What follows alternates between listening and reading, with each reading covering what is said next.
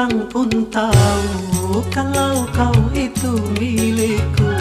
Kini di pelaminan kau dengan yang lain.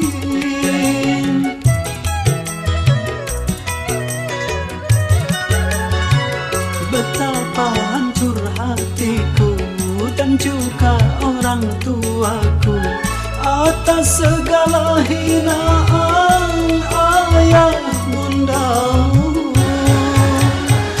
Kemana ku bawa derita hatiku ini? Hati merana, jiwaku merana, tersiksa karena